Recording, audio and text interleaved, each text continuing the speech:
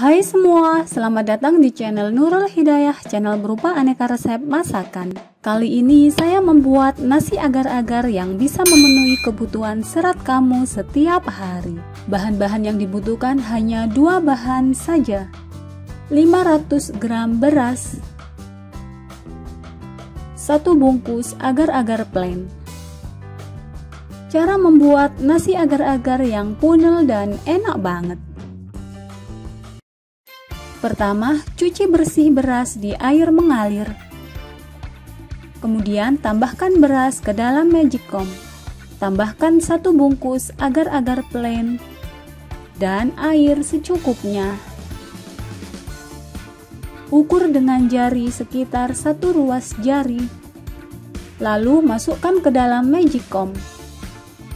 Ini cara masak nasinya sama seperti biasanya ya, hanya ditambahkan agar-agar saja.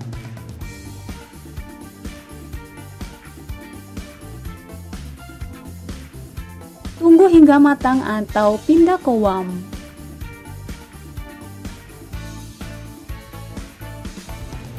Hasil nasinya punel banget guys. Nasi agar-agar ini cocok banget untuk memenuhi kebutuhan serat bagi kamu yang gak begitu doyan makan sayur. Rasa nasinya enak, punel guys. Gak ada bau agar-agarnya sama sekali. Terima kasih sudah menonton. Selamat mencoba.